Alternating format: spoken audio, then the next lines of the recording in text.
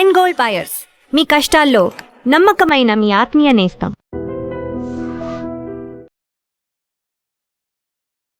ప్రసాదానికైనా ఎవరికైనా ఇవ్వడానికైనా బేసిక్ పులిహోర.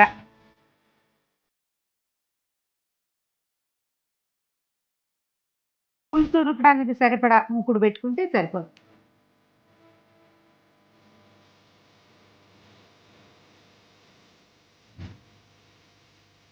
ఈ వేగిపోయిన తాలింపులో చింతపండు పులుసు తీసి పెట్టాం కదా, అన్నాన్ని కలిపేసేదో.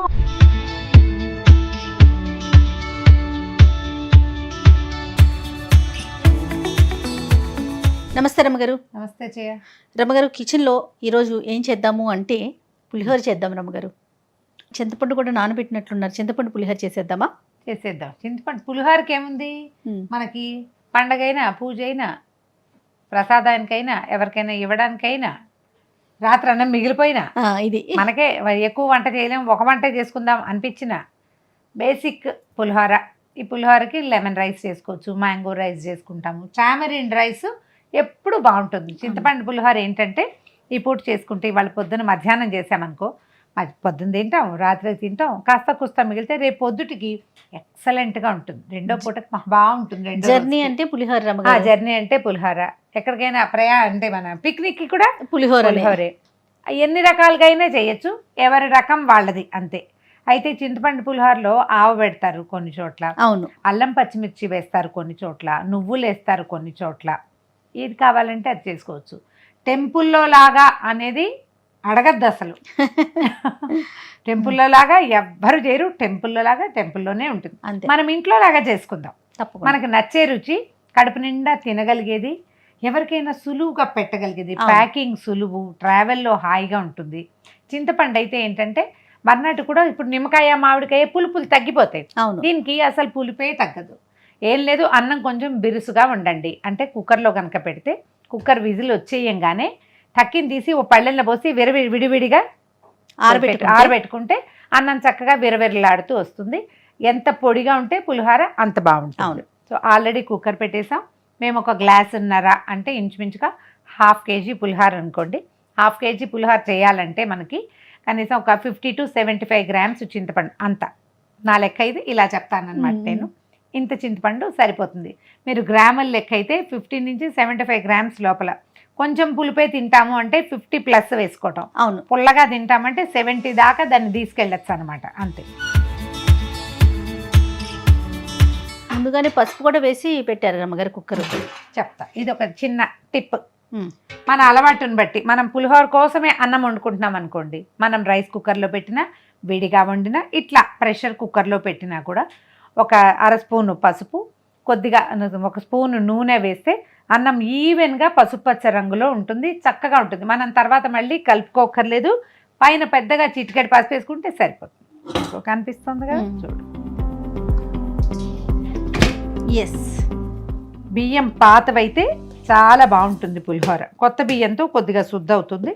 నీకు వేడిగానే ఉంది కదా, ఒక్కసారి మనం ఏం చేయొచ్చు, ఒక తాంబూలం ఒక పళ్ళెంలో పోసేయటము, కొంచెం అలా చేసేయటము.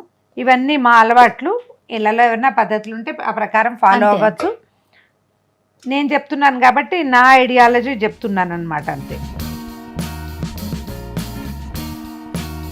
రమ్మగారు, ఇదివరకు ఏదైనా పండుగ అంటేనే పులిహోర, ఇప్పుడు అట్లా కాదండి. బ్రేక్ఫాస్ట్కి పులిహోరే, పిల్లలకి బాక్సుల్లోకి పులిహోరే. ఎన్ని పెడుతున్నామంటే చింతపండు పులుసు ముందుగా ఉంచుకోవటం, పెట్టుకోవటం. చింతపండు పులిహోర పొడి వేసుకుంటారు చాలా చోట్ల. ఏమేమి వేస్తారండి పులిహోర పొడిలోనా? కొన్ని పప్పులు, తర్వాత ఏమో మెంతులు, మిరియాలు, అవి వేసుకుంటే బాగుంటుంది. ఓకే, నేనేం చేస్తానంటే ఇప్పుడు నా పద్ధతి చెప్తాను అనమాట. మా ఇంట్లో అందరు కూడా ఇలాగే చేస్తారు. కరివేపాకు పచ్చిదే వేసేసి 1 స్పూను నూనె గనక వేస్తే దీంట్లో మనం పల్లి నూనె వేసుకోవచ్చు, నువ్వుల నూనె వేసుకోవచ్చు, ఓకే, బాగుంటుంది. 1 స్పూను ఇంచుమించుగా. నూనె వాసన వస్తుంది అని అనుకోకండి, ఏమీ రాదు, అలాంటిది ఏమి జరగదు. ఈ నూనె వేయటం వల్ల ఏమవుతుందంటే అన్నం అంటుకోకుండా ఉంటుంది, ఆరిపోతుంది. ఆరినప్పుడు ఇది విడివిడిగా వస్తుంది అనమాట. విరవిరలాడుతూ అంటాం, విడివిడిలాడుతూ కూడా అనొచ్చు. తెలుగు నేర్చుకుందాం మనం. పొడి పొడిగా వస్తుంది. కరివేపాకు వేసాం కదా, అవును. దీన్ని కాస్త కవర్ చేసి పక్కన పెట్టేస్తే చింతపండు ఏం చేసామంటే అటు ఇటు కాకుండా 50కి 70కి మధ్యలో నానబెట్టాం. చింతపండు కూడా చాలా సింపుల్ ఈజీ మెథడ్ ఏంటంటే మనకు కావాల్సింది బౌల్లో పెట్టాం, హాట్ వేడి నీళ్ళు ఒక చిన్న గ్లాస్ వేడి నీళ్ళు మరగబెట్టి పోసేయండి, అంతే, మూత పెట్టి పక్కకు పెడితే దీన్ని రసం పిండడం చాలా సులువుగా ఉంటుంది. చక్కగా వచ్చేస్తుంది. చక్కగా వచ్చేస్తుంది. చింతపండు పిసికేసి గుజ్జు తీసేసే చేయ. ఓకే రమ్మగారు, కొంచెం ముందుగానే నానబెట్టాం కదా వేడి నీళ్ళలో, నానబెట్టాం బాగా కాబట్టి వచ్చేస్తుంది. 2 మెథడ్స్ చేసుకోవచ్చు. మనము తక్కువ పులిహార చేస్తాం అనుకోండి, ఒక 2 గ్లాసులు, ఒక 1/2 కేజీ అంతే చేస్తున్నాం అనుకో, తాలింపుతో పాటు చింతపండు పులుసును కూడా ఉడికిచ్చేసి డైరెక్ట్గా కలిపేసుకోవచ్చు, అయిపోతుంది. అది మనం చాలా చేస్తామనుకో, ఒక 2 కేజీలు అలా చేసేటప్పుడు ఏం చేస్తామంటే చింతపండు పులుసు విడిగా ఉడకపెట్టుకోవాలి, తాలింపు విడిగా వేసుకోవాలి. కొద్దిగా చేసుకునేటప్పుడు మనం ఇంట్లోకే చేసుకుంటాము, పండక్కి 4 ఐటమ్స్లో ఒక ఐటమ్ పులిహోర అయితే కనుక సింపుల్గా ఒక దెబ్బతోటి అయిపోతుంది. నేను ఒక దెబ్బవే ప్రిఫర్ చేస్తాను, అందుకని అవే చెప్తాను. చింతపండు పులుసు రెడీ. తాలింపు పెడదామా? పెట్టేద్దాం. పెట్టేనా? పులుసు ఉడకడానికి సరిపడా మూకుడు పెట్టుకుంటే సరిపోతుంది. ఓకే అండి. ఏదైనా అండి లాంటిది పెట్టుకోవచ్చు, మూకుడు ఏదైనా పెట్టుకోండి వీలుగా ఉండేటట్టు అంతే. పులుసు ఉడకాలి ప్రధానంగా. తాలింపుల డబ్బా పెద్దగా ఉంది రమ్మగారు. శనగపప్పు, మినపప్పు, ఆవాలు, పల్లీలు. జీలకర్ర ఏది? అంటే పులిహోరలో జీలకర్ర వేయరు. అసలు జీలకర్ర డబ్బా ఉండాలి ఉండాలి, ఎందుకంటే వీళ్ళు జాగ్రత్తగా నా కోసం ఉప్పు పసుపు ఇందులో వేసారు కాబట్టి జీలకర్ర లేదు. మెంతులు జీలకర్ర కూడా ఇందులో వేసుకుంటే బాగుంటుంది. ఒక 4-5 స్పూన్ల నూనె వేస్తే సరిపోతుంది. తాలింపుకి చింతపండు ఉడకటానికి కూడా 4 స్పూన్లు వేస్తే చాలు. జీడిపప్పులు మీ చాయిస్ అయితే వేసుకోవచ్చు, లేకపోయినా పర్వాలేదు.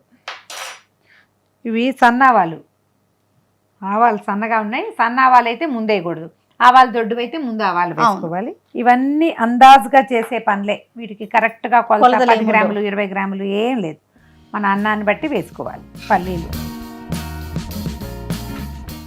1 స్పూన్ అనుకుందాం, పచ్చెనగపప్పు, శనగపప్పు, మినప్పప్పు 1 స్పూను, మినపప్పు.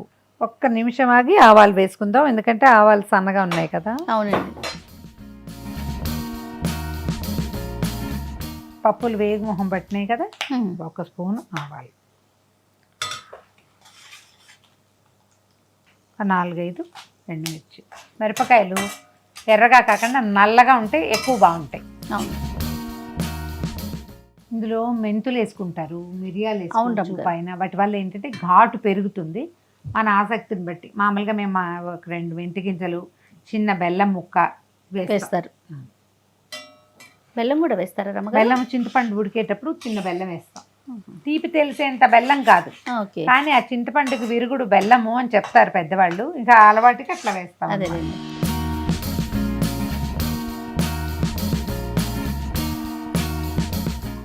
పచ్చిమిర్చి ముక్కలు వేస్తున్నాను. ఆల్రెడీ కొంత కరివేపాకు వేసాం కదా. అవును, అన్నంలో కలిపాం కదా. వేగిన కరివేపాకు రుచిగా ఉంటుంది. ఇది వేగటమే కాదు, ఇప్పుడు చింతపండులో ఉడుకుతుంది కూడా, అందుకని అది కూడా. ఈ వేగిపోయిన తాలింపులో చింతపండు పులుసు తీసి పెట్టాం కదా,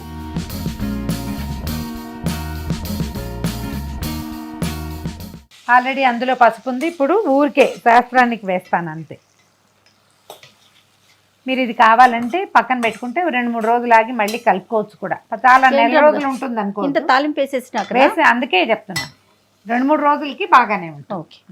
ఈ లోపల ఏం చేద్దామంటే అల్లం చెక్కు తీసి పెట్టాం, కోరేయచ్చు లేదా సన్నగా ముక్కలు తరిగేసేయచ్చు. ఇది పచ్చిదే కానీ దీన్ని వేయించాల్సిన ఉడికించాల్సిన ఇందులో వేయాల్సిన పని లేదు, పైన పచ్చిది కలుపుకుంటాం, మంచి రుచిగా ఉంటుంది.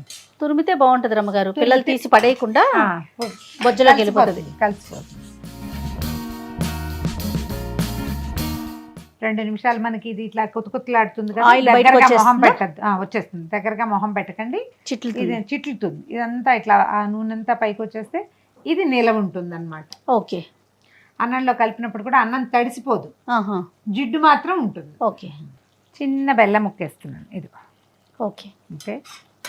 ఇది ఒక కమ్యూనిటీ వాళ్ళే వేసుకుంటారు, మీరు తింటారు మేము తినం చెప్పకండి. మీరు దేవాలయాల్లో కనుక చింతపండు పులిహోర చేస్తే 100% బెల్లం వేస్తారు. ఓకే. ఇది బాండీ గనక ఐరన్ అయితే ఆ. ఇంకా మంచిది, మనకి బాడీకి ఐరన్ కూడా పడుతుంది. అవును. స్టీల్ దాంట్లో పెట్టుకున్నాం కదా, ఐరన్ దాంట్లో ఉడికిస్తే ఇంకా మంచిది.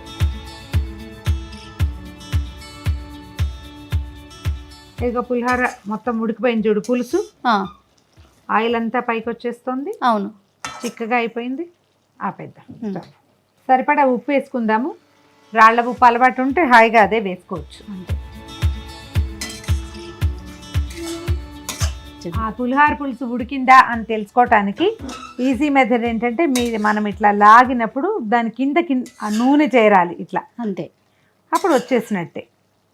పాత్రకి అంటుకోకుండా రావాలి, ఆయిల్ అట్లా బయటకు వచ్చేసేయాలి. ఓకే. ఓకే. అన్నాన్ని కలిపేసేద్దాం. అల్లం కూరేసేయి నువ్వు. అయిపోయింది రమ్మగారు, కలిపేస్తున్నారా? నేనేం చేస్తానంటే, ఇది కూడా నా టిప్, కొద్దిగా పులుసు ఉంచుకుంటాను వెనక్కి. అది తగ్గితే పులుపు అంటే కలుపుకుంటే ఇప్పుడు దేవుడికి నివేదన పెట్టేటప్పుడు కూడా కొంచెం తీసి పక్కకు పెట్టుకుంటాను వెనకాలకి. ఇక అది అలవాటు అంతేనమాట. ఇది కలిపేస్తాము.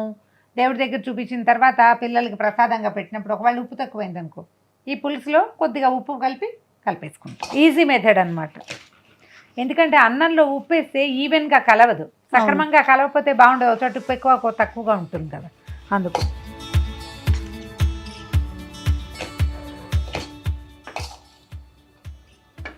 గుమగుమలాడుతుంది వాసన, చూసావా?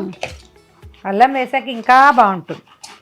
ఇప్పుడు ఇది వర్షాకాలం కదా, ఈ వానాకాలంలో చేసే పులిహోరలో అల్లం వేసుకోవచ్చు, ఎక్కువ రుచిగా ఉంటుంది అండ్ ఒంటికి కూడా మంచిది. అవును.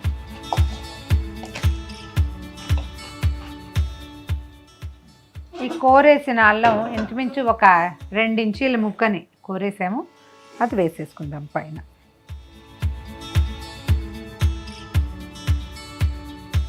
సింపుల్గా ఈజీగా పొద్దుటిపూట హడావిడిగా కూడా ఉన్నప్పుడు కూడా చేసేసుకోవచ్చు. నేను చెప్పినట్టు ముందే కనుక మనం పులుసు ఉడికిచ్చి కనుక పెట్టుకుంటే రాత్రి చేసేస్తే పొద్దున్న సింపుల్గా కలిపేసుకోవచ్చు. అన్నం వండుకోవటం, కలుపుకోవటం.